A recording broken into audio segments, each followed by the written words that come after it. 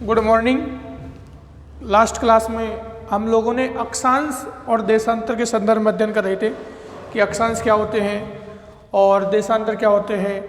अक्षांश के संदर्भ में एक चीज़ हमने दो तीन चार चीज़ें जानी थी कि अक्षांश की परिभाषा क्या होती है, अक्षांश किस चीज़ को दिखाते हैं या किस चीज़ का स्थान को। दूसरी बात, अक्षांश के संदर्भ में जब हम बात कर रहे थे तो तीन चार चीज़ें आपको शब्द बाहर निकल के आए। वो एक तो पहला है अक्षांश शब्द। एक शब्द ये अभी चेक करेंगे भाई अक्षांश होता क्या है। दूसरा एक आपका आया था विषुव। क्या आया था? विषुव क्या होता है। एक शब्द था संक्रांति। संक्रांति क्या होता है? अक्षांश, विषुव और संक्रांति। और एक था आपके कटिबंध। क्या था? कटिबंध। एक शब्द निकल के आया था सह अक्षांश। क्या शब्द निकल के आया था? सह अक्षांश। अक्षांश मैंने आपको कल भी रिपीट किया था कि अक्षांश ग्लोब पर खींची गई वो रेखाएं हैं जो ध्रुव तारे के आपतन कोण के आधार पर मानी गई हैं। किसके आधार पर? आपतन कोण के आधार पर। तो सबसे पहले अक्षांश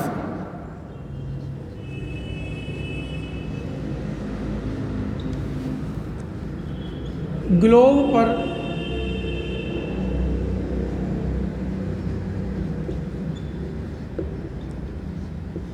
खींची गई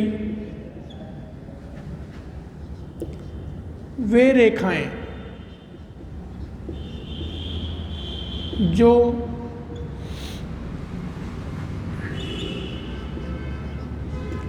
ध्रुव तारे को आधार मानकर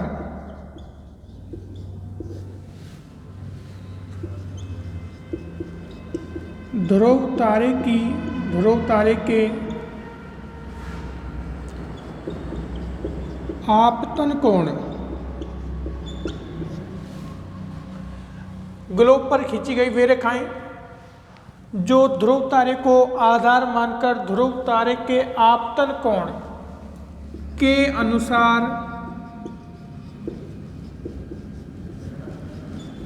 पृथ्वी पर खींची गई हैं। पृथ्वी पर खींची गई कोणीय दूरी है।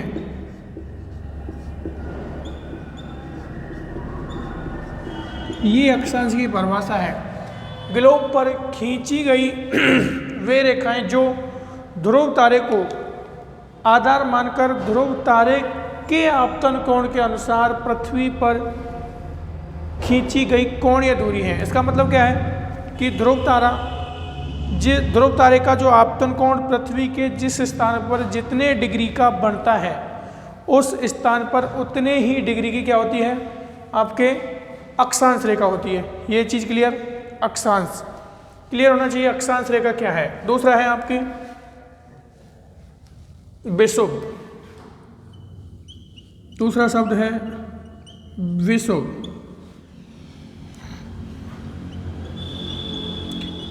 इक्कीस मार्च और 23 सितंबर को सूर्य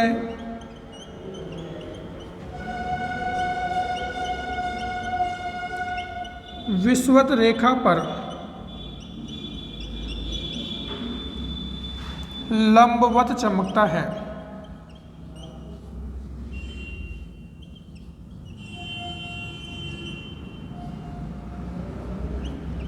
कौन सी रेखा पर लंबवत चमकता है? विषुवत रेखा पर है। तो इस स्थिति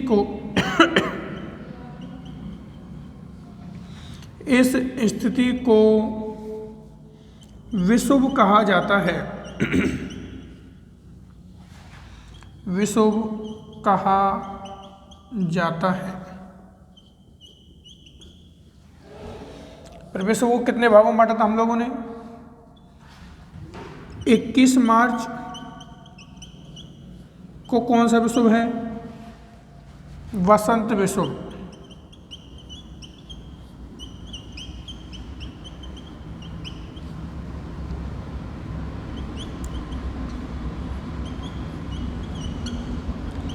तेईस सितंबर को कौन सा है? शिशिर विषुव। ये चीज क्लियर, यहाँ तक ये चीज क्लियर होनी चाहिए आपके कि विषुव 21 मार्च और 23 सितंबर को सूर्य विषुवत रेखा पर सीधा चमकता है। तो इस स्थिति को क्या कहते हैं? विषुव कहा जाता है। और विषुव की स्थिति आपके दो प्रकार से बनती है। 21 मार्च को वसंत विषुव और 23 सितंबर को शिशिर विषुव की स्थिति बनती है। दो चीजें क्लियर। मिटाऊं?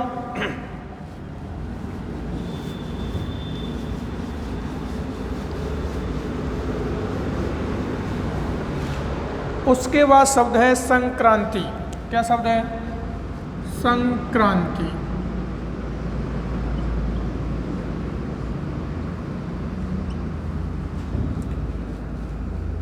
जब सूर्य कर्क एवं मकर रेखा पर सीधा चमकता है,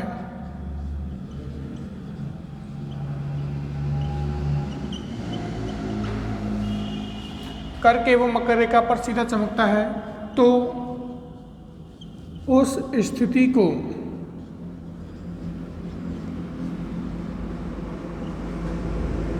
संक्रांति कहा जाता है। क्या कहा जाता है? संक्रांति कहा जाता है। ये भी आपको दो बनती है, कर्क संक्रांति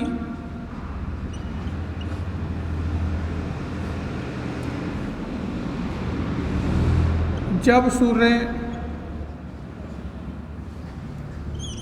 21 जून को कर्क रेखा पर, कौन सी रेखा पर? कर्क रेखा पर। जब सूर्य 21 जून को कर्क रेखा पर सीधा चमकता है, सीधा या लंबवत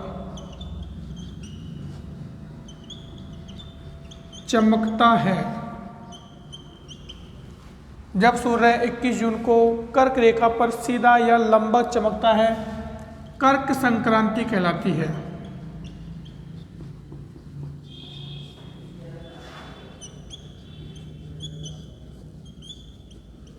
ठीक है, कर्क संक्रांति समझ में आया?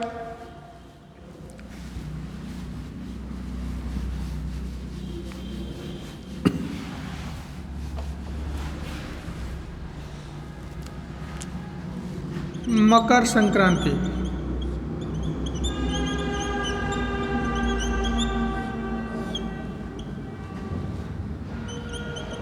बाईस दिसंबर को, कितना तारीख को?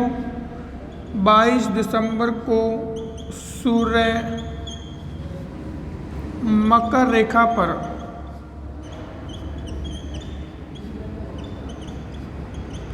सीधा चमकता है।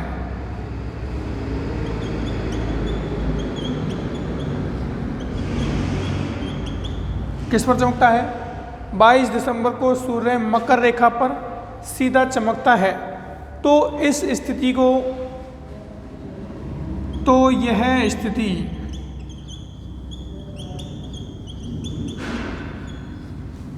स्थिति मकर संक्रांति कहलाती है।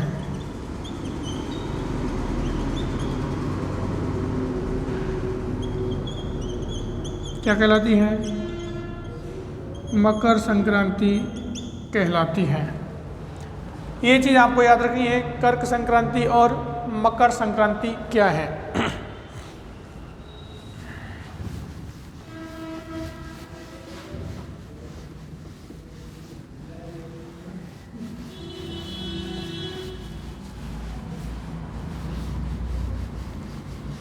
ठीक है, आगे चलें। अक्षांश हो गया, विषुव हो गया, संक्रांति हो गई। अब आएगा आपका कटिबंध। कौन शब्द आएगा? कटिबंध शब्द आएगा।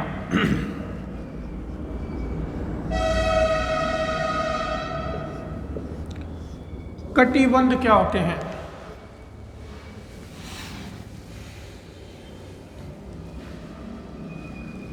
दो अक्षांशों के कितने अक्षांशों के? दो अक्षांशों के बीच का क्षेत्र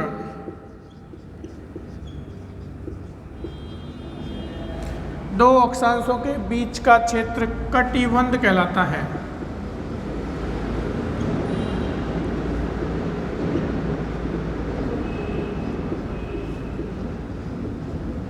क्या कहलाता है?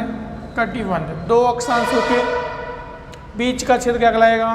कटिबंध कहलाएगा। अब कटिबंध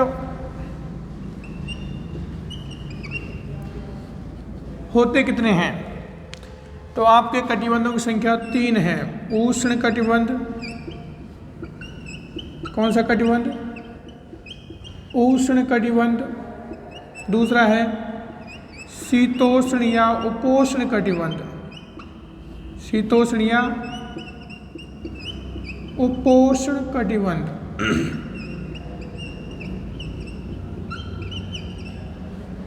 शीतोष्ण या उपोष्ण कटिबंध।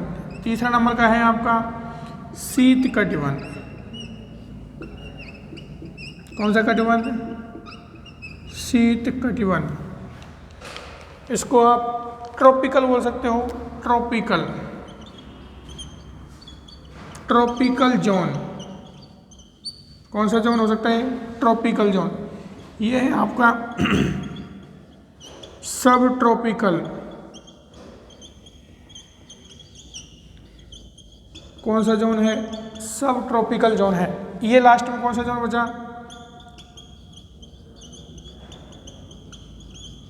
Frozen zone. उष्ण कटिबंध, शीतोष्ण कटिबंध और शीत कटिबंध। उष्ण कटिबंध की स्थिति कहाँ से कहाँ तक है? 0 डिग्री अक्षांश से लेकर 23.5 डिग्री नॉर्थ एंड साउथ। और ये 23.5 डिग्री नॉर्थ एंड साउथ से कितने डिग्री होगा? बताओ कितने डिग्री होगा? 66.5 degree. 66.5 degree north and south. और ये 66.5 डिग्री से, इसमें नॉर्थ एंड साउथ से 90 डिग्री नॉर्थ एंड साउथ तक। ये नॉर्थ एंड साउथ समझ में आ रहे हैं ना? ये नॉर्थ एंड साउथ तो समझ में आ रहे हैं ना आप लोगों के? कि नॉर्थ एंड साउथ मतलब ये उत्तरी गोलार्ध में भी होगा और दक्षिणी गोलार्ध में भी होगा। 0 डिग्री से 23.5 उत्तर में और 23.5 दक्षिण में। ये 23.5 उत्तर से 66.5 डिग्री उत्तर और 23.5 डिग्री साउथ से 66.5 डिग्री साउथ तक। तो ये कटिबंध होंगे। शीत कटिबंध आपके 66.5 डिग्री से कितने डिग्री तक? 90 डिग्री तक। और 66.5 से 90 डिग्री ये आपके कटिबंध हो गए। क्या हो गए? कटिबंध।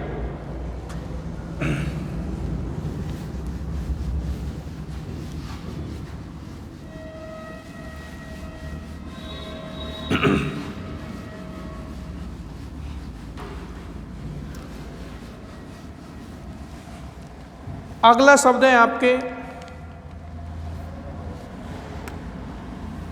कटिबंध के बाद में आपके एक शब्द आता है निम्न अक्षांश।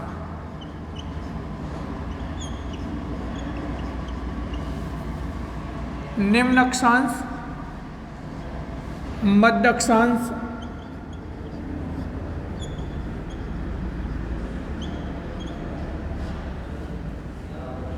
और उच्च अक्षांश।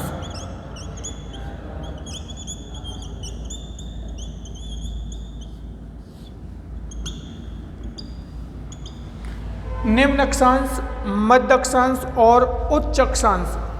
ये क्वेश्चन बहुत बार पूछा जाता है कि निम्न अक्षांश क्या है या निम्न अक्षांश कहाँ से कहाँ तक काउंट होता है। तो आपको ज्ञात होना चाहिए कि निम्न अक्षांश 0 डिग्री से लेकर कितने डिग्री से? 0 डिग्री से लेकर 30 डिग्री उत्तरी अक्षांश तक एवं दक्षिणी अक्षांश तक। इसको ऐसे ले सकते हो आप लोग कि 0 डिग्री से 30 डिग्री नॉर्थ और 0 डिग्री से 30 डिग्री साउथ। कौन सा अक्षांश होगा यहाँ पर? निम्न अक्षांश होगा। मध्य अक्षांश 30 डिग्री नॉर्थ एंड साउथ से 60 डिग्री नॉर्थ एंड साउथ तक। कितने degree? 30 degree north and south से 60 डिग्री नॉर्थ एंड साउथ तक। इसको आप ऐसे भी लिख सकते हो, मतलब मध्य अक्षांश कहाँ से कहाँ होगा? 30 डिग्री नॉर्थ से 60 डिग्री नॉर्थ के मध्य, 30 डिग्री साउथ से 60 डिग्री साउथ के मध्य कौन सा अक्षांश होगा आपका? मध्य अक्षांश होगा। कौन सा अक्षांश? मध्य। उच्च अक्षांश 60 डिग्री नॉर्थ एंड साउथ से 90 डिग्री नॉर्थ एंड साउथ तक कौन सा होगा आपका? उच्च अक्षांश होगा। इसमें आपके दो चीज़ें, 60 डिग्री नॉर्थ से 90 डिग्री नॉर्थ तक, 60 डिग्री नॉर्थ से 90 डिग्री नॉर्थ तक। इधर भी आपके 60 डिग्री साउथ से 90 डिग्री साउथ के मध्य उच्च अक्षांश होंगे।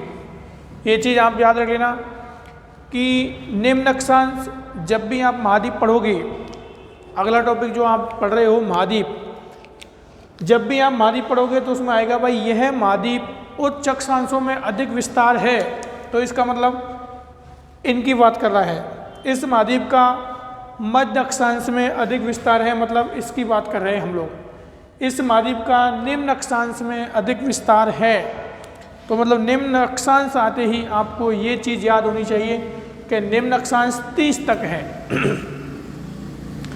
ये चीज़ क्लियर हो रही है ना आपको? निम्न अक्षांश 0 डिग्री से 30 डिग्री उत्तर दक्षिण, मध्य अक्षांश 30 उत्तर दक्षिण से 60 उत्तर दक्षिण, उच्च अक्षांश 60 उत्तर दक्षिण से 90 उत्तर दक्षिण। क्लियर?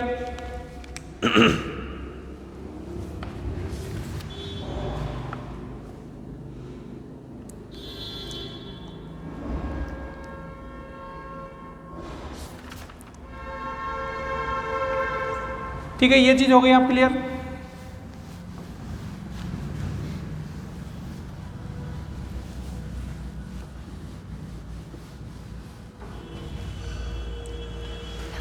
एक शब्द और आता है आपके, जब अक्षांशों की बात करते हैं हम लोग, तो एक आता है अक्षांश, एक शब्द आता है अश्व अक्षांश।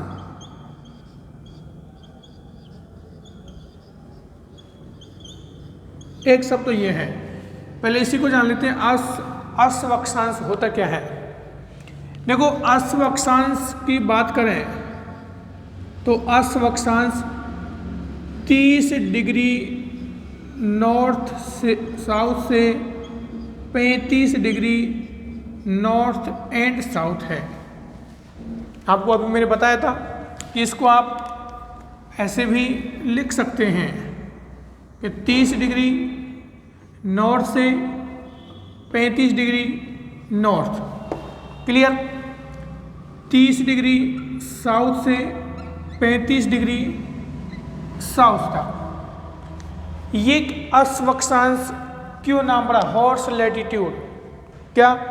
Horse latitude. ऐसा मानते हैं कि पहले विदेशों से घोड़ों का व्यापार हुआ करता था। किसका व्यापार हुआ करता था? विदेशों से घोड़ों का व्यापार होता था, और जो घोड़े समुद्री मार्ग से लाए जाते थे। किससे? समुद्री मार्ग से। ये जो अक्षांश है आपके अश्व अक्षांश,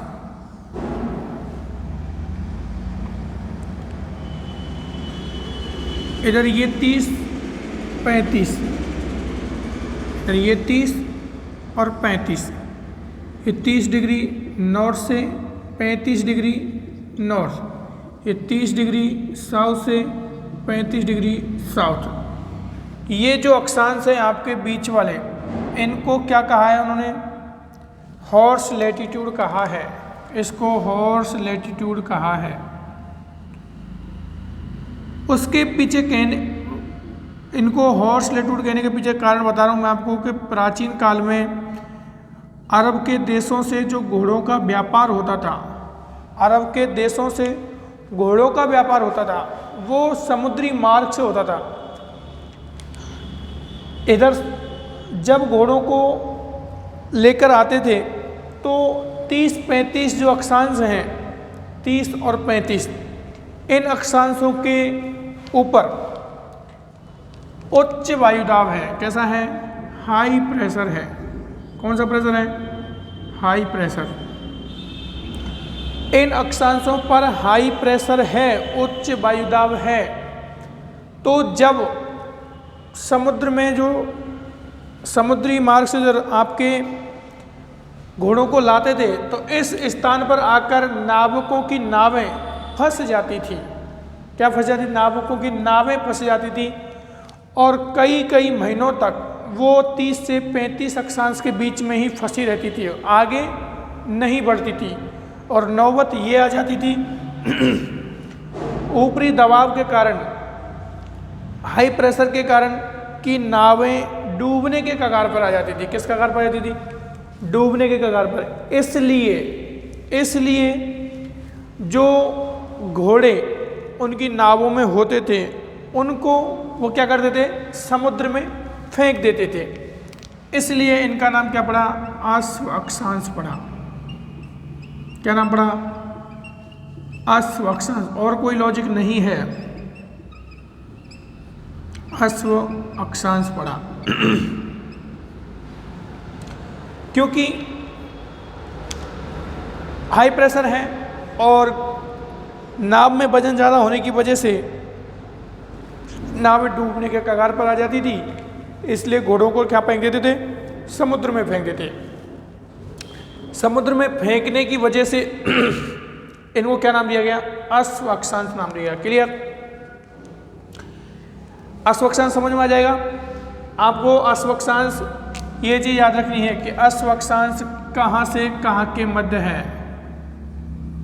30 से 35 दोनों गोलार्धों में है। ये बीच में विषुवत रेखा है आपके, विषुवत रेखा। इसका मतलब अश्व अक्षांश दोनों गोलार्धों में है। ये मेरे अकॉर्डिंग आपको क्लियर होगा कि अश्व अक्षांश क्या है और कहाँ स्थित है। आपसे जब भी क्वेश्चन आता है लोकेशन पूछ जाती है, अश्व अक्षांश कितने अक्षांश से कितने अक्षांशों के मध्य स्थित हैं, तो ये चीज़ आपको क्लियर होनी चाहिए। ठीक है। उसके बाद में एक शब्द है गरजता चालीसा। कौन सा? गरजता चालीसा। ये क्या होता है भाई? ये क्या है गरजता चालीसा?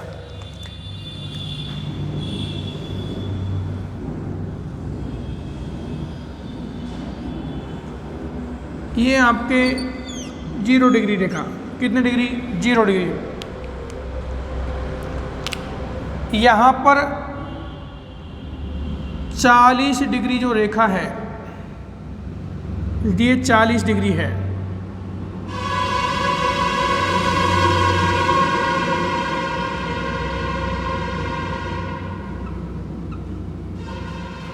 और एक रेखा यहीं पर है 50 डिग्री।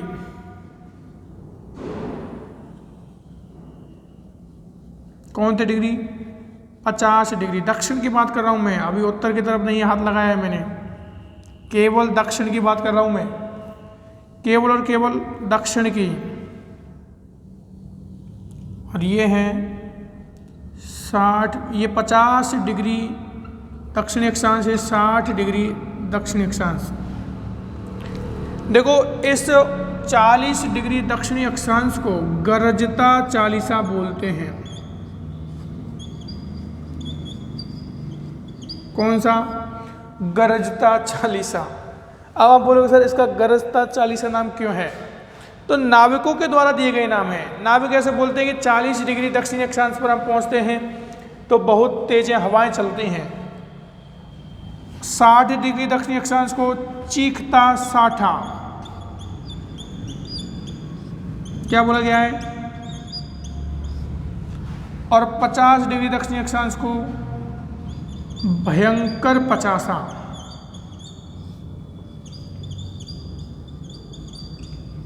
या प्रचंड पचासा, प्रचंड पचासा। अब आपका क्वेश्चन मुझे पता है कि क्या होगा। आपका क्वेश्चन यही होगा कि सर ये दक्षिण में क्यों है, उत्तर में क्यों नहीं है। बिल्कुल है ना, यही है ना कि ये दक्षिण में क्यों है, उत्तर में क्यों नहीं है। तो मैं आपको फिर एक चीज़ क्लियर कर देता हूँ कि ये दक्षिण में क्यों है और उत्तर में क्यों नहीं है। आपको एक चीज़ तो मालूम ही है कि ये उत्तरी गोलार्ध है। कौन सा गोलार्ध है ये उत्तरी गोलार्ध है।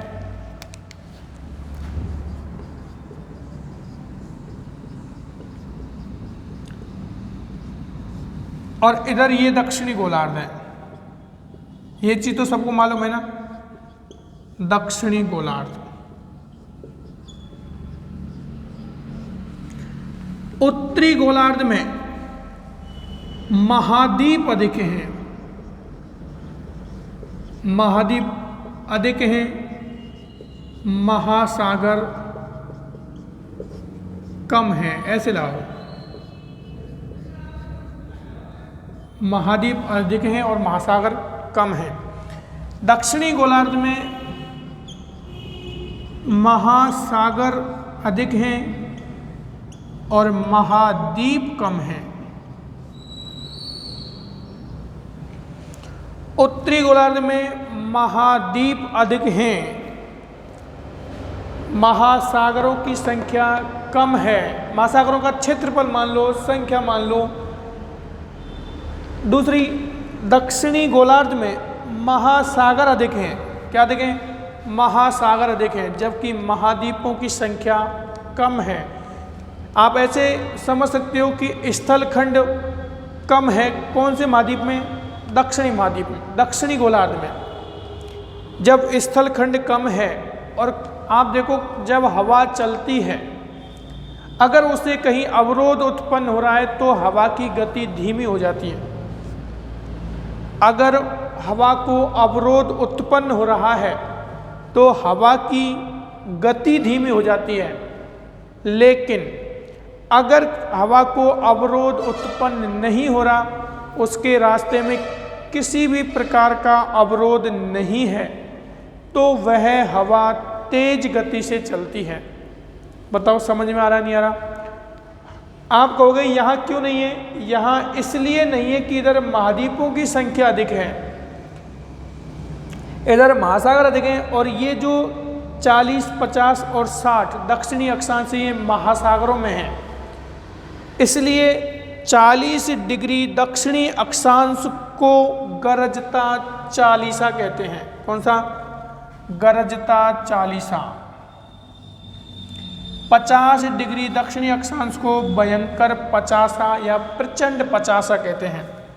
60 डिग्री दक्षिणी अक्षांश को चीखता साठा। ये चीज़ आपको इंपॉर्टेंट याद रखनी है। जब भी एग्जामिनर एग्जाम क्वेश्चन देगा तो इसमें उत्तर दक्षिण लगा के देगा। क्वेश्चन देगा कि चीखता साठा कौन से डिग्री अक्षांश पर है। ऑप्शन देगा आपको 40 डिग्री उत्तरी अक्षांश, एक ऑप्शन। दूसरा देगा 40 डिग्री दक्षिणी अक्षांश। तीसरा ऑप्शन देगा 40 डिग्री उत्तरी अक्षांश एवं 40 डिग्री दक्षिणी अक्षांश, दोनों को कंबाइंड करके देगा। और पांचवा ऑप्शन कोई भी दे सकता है 50 डिग्री दक्षिणी अक्षांश। तो आपको क्या करना है? 40 डिग्री दक्षिणी अक्षांश गरजता चालीसा कहलाता है। मुझे लगता है कि ये सारी चीज़ें आपको अब समझ में आ गई होंगी। अक्षांश की स्थिति यही कंप्लीट होती है। जो भी अक्षांश है, जैसे आपका 0 डिग्री अक्षांश रेखा है, 23.5 डिग्री उत्तर है, 23.5 डिग्री दक्षिण है, तो इनसे कौन कौन से देश निकलते हैं, कौन कौन सी नदियाँ इनको काटती हैं, कौन कौन से पर्वत, कौन कौन से पठार, वो सारी चीज़ें हम जो विश्व का भूगोल पढ़ रहे हो आप, जिसमें आपका महाद्वीप चल रहे हैं, उनमें देख सकते हो। क्लियर। अब चलते हैं हम लोग देशांतर पर। किस पर? देशांतर पर चलते हैं।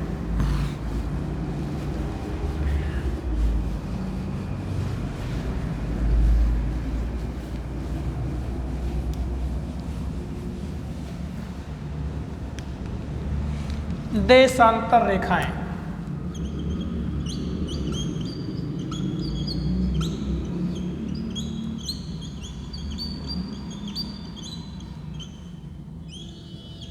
देशांतर रेखाएं ये अपनी पृथ्वी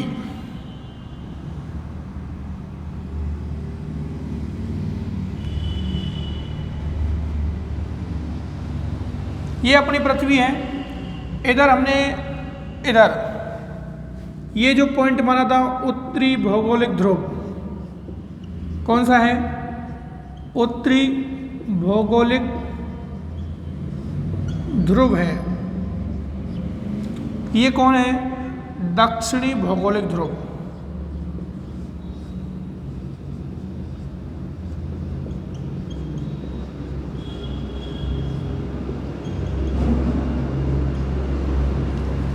इसको आप नॉर्थ पोल उत्तरी ध्रुव और इसको आप साउथ पोल दक्षिणी ध्रुव कह सकते हैं। मैंने क्या कहा था कल आपको कि जो लैटिट्यूड्स हैं, अक्षांश रेखाएं, वो ऐसे डाली गई हैं यूं, लेकिन देशांतर रेखाएं उत्तरी भौगोलिक ध्रुव को दक्षिणी भौगोलिक ध्रुव से मिलाती हैं। देशांतर रेखाएं उत्तरी भौगोलिक ध्रुव को दक्षिणी भौगोलिक ध्रुव से मिलाती हैं। ये देशांतर रेखा उत्तरी भौगोलिक ध्रुव को दक्षिणी भौगोलिक ध्रुव से मिलाती हैं। और ये जो बीचों बीच में देशांतर रेखा डाली है मैंने, इसका नाम है ग्रीनविच रेखा।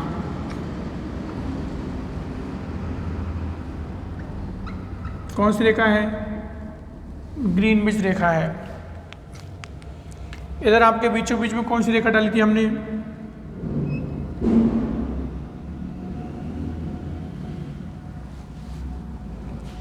0 डिग्री अक्षांश रेखा।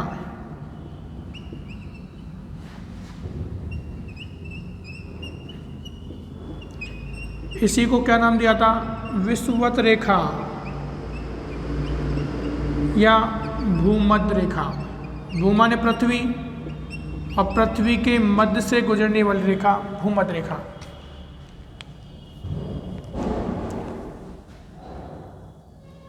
आपको एक चीज समझनी चाहिए कि ये जो ग्रीनविच रेखा है, ग्रीनविच रेखा का नाम ग्रीनविच क्यों है? तो ये इंग्लैंड में एक शहर है ग्रीनविच शहर, उस स्थान से निकलती है, इसलिए इनको क्या कहते हैं? ग्रीनविच रेखा कहा जाता है। देशांतर रेखाओं को यामोत्तर रेखाएं भी बोलते हैं। कौन सी रेखाएं? यामोत्तर रेखाएं।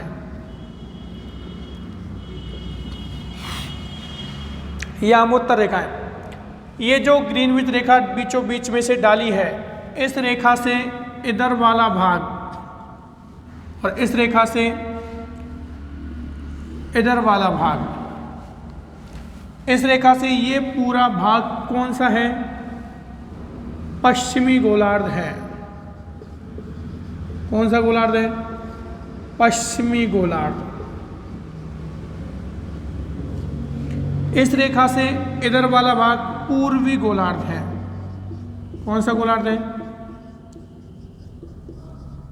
पूर्वी गोलार्ध। कौन सा गोलार्ध? पूर्वी गोलार्ध। 0 डिग्री देशांतर रेखा क्या कहला रही है? ग्रीनविच रेखा। 0 डिग्री देशांतर रेखा।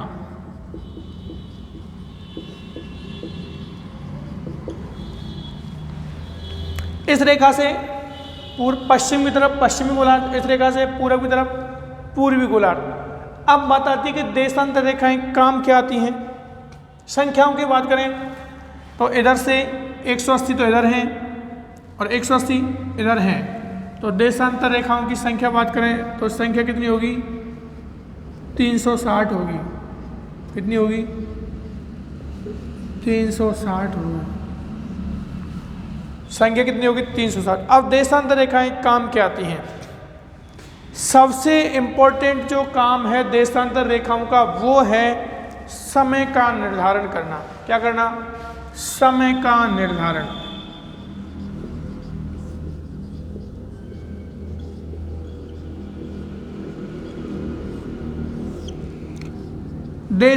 देशांतर रेखाओं का सबसे इंपॉर्टेंट काम समय का निर्धारण है। अब मैं आपसे कहूँ समय का निर्धारण, ये जैसे मैंने यहाँ से एक देशांतर रेखा निकाली है, साढ़े 82 पूर्वी देशांतर रेखा।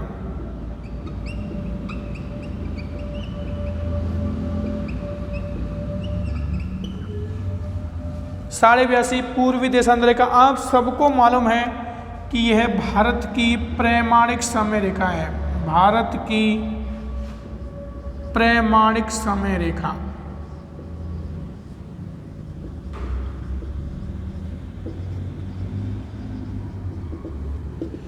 भारत का समय इस रेखा से निर्धारित होता है कि जैसे अभी अपनी घड़ी में 8:30 बज रहे हैं, तो उसका निर्धारण कहाँ से हो रहा है? 82 पूर्वी देशांतर रेखा से, क्योंकि 82 पूर्वी देशांतर रेखा ग्रीनविच रेखा से कितने आगे है? 82। इतने तो देशांतर आगे है। ग्रीनविच रेखा और विषुवत रेखा दोनों एक दूसरे को गिनी की खाड़ी में काटती हैं।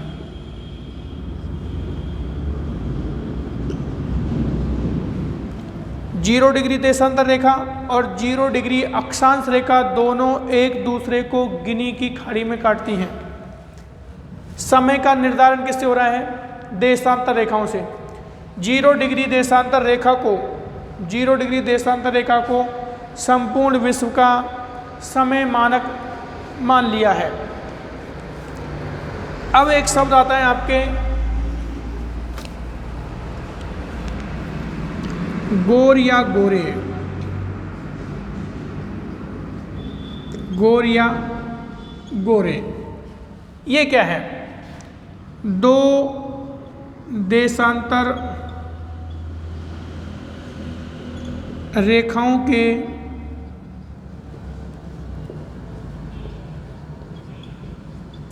बीच का क्षेत्र। दो देशांतर रेखाओं के बीच का क्षेत्र गोर या गोरे कहलाता है। दो देशांतर रेखाओं के बीच का क्षेत्र गोर या गोरे कहलाता है। क्या कहलाएगा? गोर या गोरे। अब देखो, आपके जो भूमध्य रेखा है, इस रेखा की अगर लंबाई की बात करें 40,076 किलोमीटर है। कितने? 40,076 किलोमीटर। यहाँ रिपीट करता हूँ मैं कि भूमध्य रेखा की लंबाई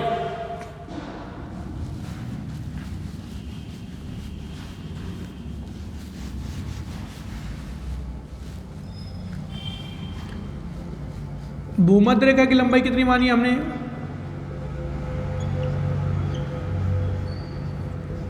40,076 किलोमीटर,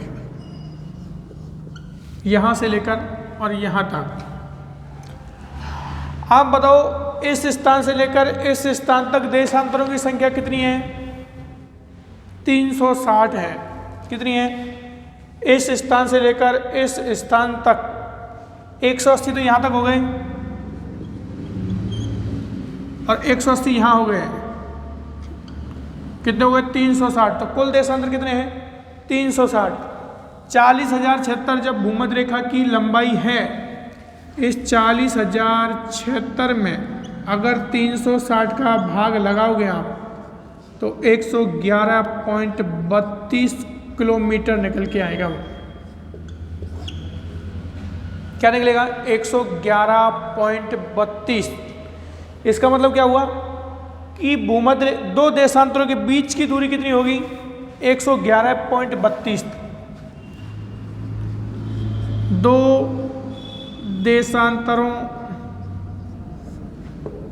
के मध्य की दूरी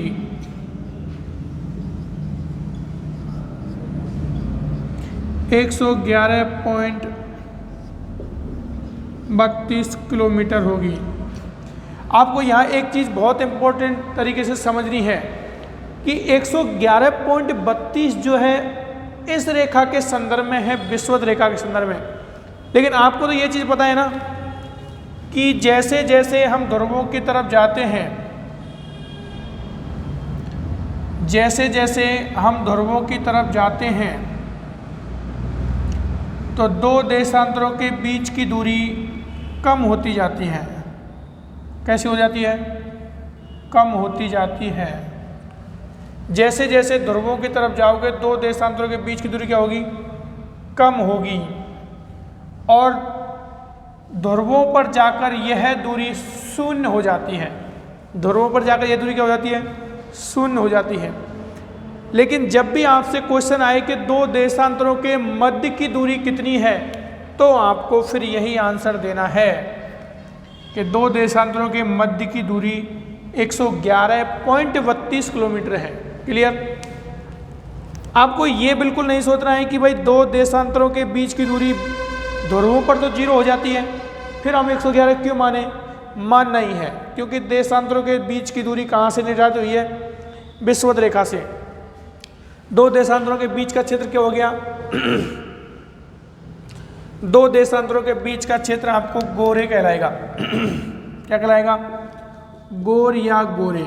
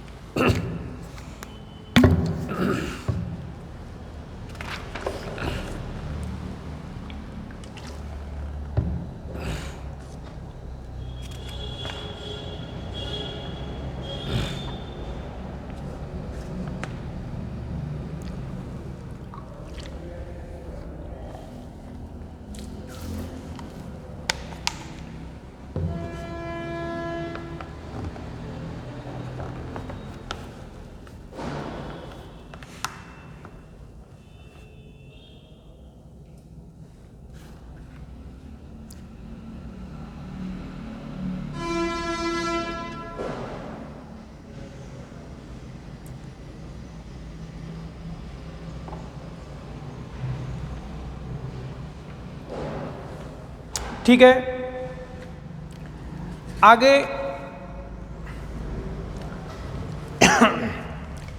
हम क्या करेंगे कि दो देशांतरों के बीच का क्षेत्र क्या कहलाएगा गोर या गोरे, और दो देशांतरों के बीच की दूरी कितनी है 111.32 किलोमीटर। उत्तरी भौगोलिक ध्रुव को दक्षिणी भौगोलिक ध्रुव से मिलाने वाली काल्पनिक रेखाएं क्या कहलाएंगी आपके। अब आप बोलोगे सर कि इनकी स्थिति आपने वो तो बता दी कि भाई ध्रुव तारा जो है उसके आपतन कोण से अक्षांश रेखाओं का निर्धारण हुआ है, लेकिन देशांतर रेखाओं का निर्धारण किससे हुआ है। तो देशांतर रेखाओं का निर्धारण विषुवत रेखा पर बनने वाले कोणों से हुआ है। विषुवत रेखा पर बनने वाले कोणों से हुआ है किसका निर्धारण देशांतर रेखाओं का निर्धारण। क्लियर। आगे देखो इस चीज। अब आप देखो समय एवं तिथि।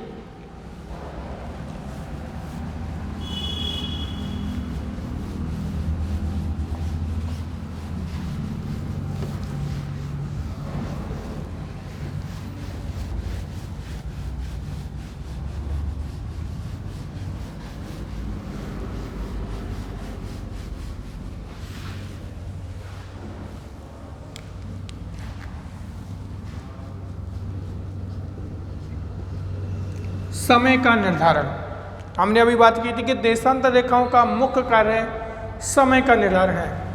तो समय का निर्धारण कैसे होगा? एक चीज़ देखो आप, मैंने क्या कहा आपसे, ये बीचों बीच में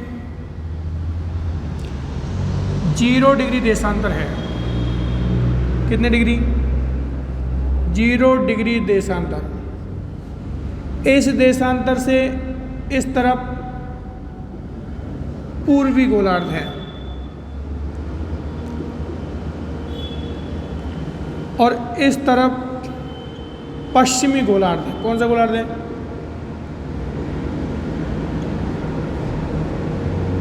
पश्चिमी गोलार्ध।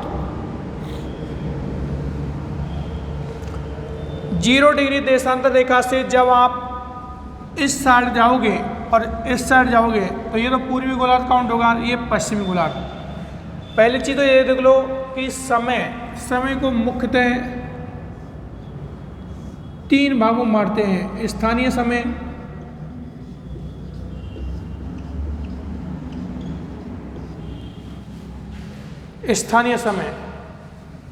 उसके बाद में ये अंतर्राष्ट्रीय समय,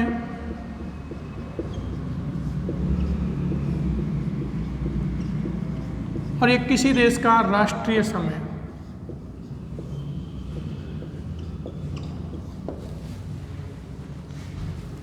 स्थानीय समय से मतलब आपका क्षेत्र विशेष का समय। स्थानीय समय हर जगह का अलग अलग होता है। भारत में भी स्थानीय समय अलग अलग माना जाएगा। क्यों?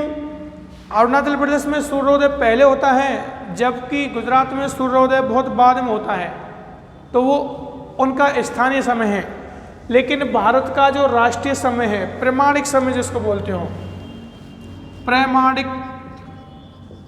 समय, वो किसी देश का एक भी हो सकता है और अलग अलग भी हो सकता है, प्रमाणिक समय। अंतर्राष्ट्रीय समय जो आपका ग्रीनविच रेखा से चलता है। किससे? ग्रीनविच रेखा से। अंतर्राष्ट्रीय समय आपका ग्रीनविच रेखा से काउंट होगा। आप देखिए, मैं कह रहा हूं कि मैं इस स्थान पर हूं, कोई व्यक्ति है जो इस स्थान पर खड़ा हुआ है,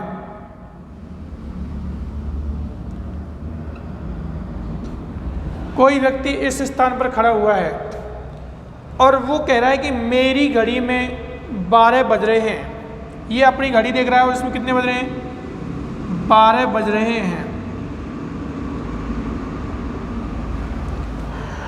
अगर यह व्यक्ति इस स्थान से, किसी भी नियत स्थान से, जिस स्थान पर वह व्यक्ति खड़ा है, इस स्थान से इधर जाएगा तो इसका समय घटेगा।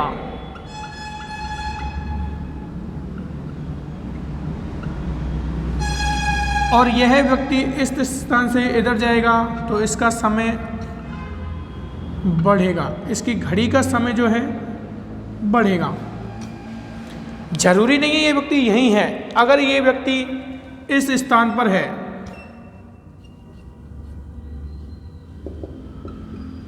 कोई यह व्यक्ति इस स्थान पर है, इस स्थान से यह व्यक्ति इधर जाता है, फिर भी इसका समय क्या होगा? बढ़ेगा। और इस स्थान से यह व्यक्ति इधर आता है तो इसका समय घटेगा। ये चीज़ आपको समझ में आ रही है ना कि समय क्यों बढ़ेगा और क्यों घटेगा? मैं आपको फिर एक चीज़ रिपीट करता हूँ। किसी भी स्थान से, पूरे विश्व में किसी भी स्थान से व्यक्ति अगर पूर्व दिशा की ओर जाता है, कौन सी दिशा की ओर? इसकी पूर्व दिशा ये होगी। पूर्व दिशा की ओर जाता है तो उसका समय बढ़ेगा। और यह बढ़ने की जो दर है, यह बढ़ने की दर 1 डिग्री देशांतर पर, यह बढ़ने की दर 1 डिग्री देशांतर पर 4 मिनट का अंतर लाएगी। कितने मिनट का? 4 मिनट का अंतर लाएगी। कोई व्यक्ति नियत स्थान से पश्चिम दिशा की तरफ जा रहा है तो वह जैसे ही 1 देशांतर पार करेगा एक देशांतर पार करते ही कितने मिनट का अंतर आएगा। अब आप कहोगे सर एक देशांतर का मतलब क्या है। एक देशांतर का मतलब है 111.32 किलोमीटर। अगर वो इतना निकल गया किसी स्थान से तो वो 4 मिनट अपनी घड़ी को आगे या पीछे करेगा। कोई व्यक्ति विषुवत रेखा के आसपास किसी देश में रहता है और वो पश्चिम या पूर्व दिशा की तरफ जहाँ उसका गंतव्य स्थान है उस तरफ जा रहा है और वो उस स्थान की तरफ 111 किलोमीटर निकल गया तो उसकी घड़ी में या तो उसको 4 मिनट प्लस करने पड़ेंगे या 4 मिनट माइनस करने पड़ेंगे। तो ये अंतर किस पे आता है, एक देशांतर पार करने पर 4 मिनट का अंतर आएगा। ये चीज़ आप अच्छे से नोट कर लो। कोई व्यक्ति किसी भी स्थान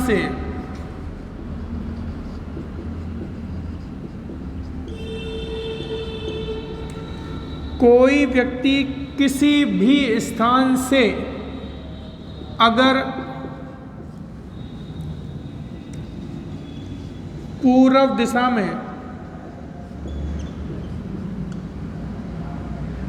दिशा में आगे बढ़ेगा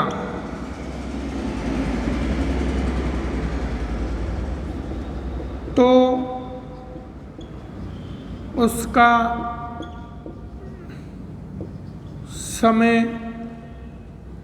उसका समय बढ़ेगा। ठीक है। अगर पश्चिम दिशा की तरफ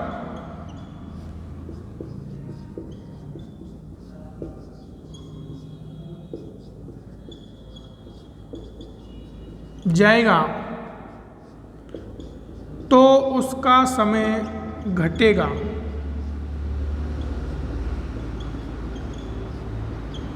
फिर मैं आपको एक चीज़ क्लियर कर रहा हूँ, मैंने यहाँ गोलार्धों का जिक्र तो बिल्कुल भी नहीं किया है। मैंने इसके संदर्भ में गोलार्धों का जिक्र तो बिल्कुल भी नहीं किया है कि गोलार्ध कौन से गोलार्ध में जाएगा तो समय बढ़ेगा या कौन से गोलार्ध में जाएगा तो समय घटेगा। मैंने केवल इसके संदर्भ में बात की है कि कोई भी व्यक्ति किसी भी नियत स्थान से अगर पूर्व की तरफ जाएगा तो उसका समय बढ़ेगा और अगर कोई भी व्यक्ति नियत स्थान से पश्चिम दिशा की तरफ जाएगा तो उसका समय घटेगा। गोलार्धों का जिक्र नहीं किया है, केवल दिशा का जिक्र किया है। जैसे ये व्यक्ति इस स्थान पर है, गोलार्ध कौन सा है, पश्चिमी गोलार्ध, तो ये पश्चिमी गोलार्ध है, लेकिन ये व्यक्ति कहाँ जा रहा है, पूर्व दिशा की तरफ। दिशा पूर्व है और इसकी दिशा ये कौन सी है, पश्चिम दिशा है।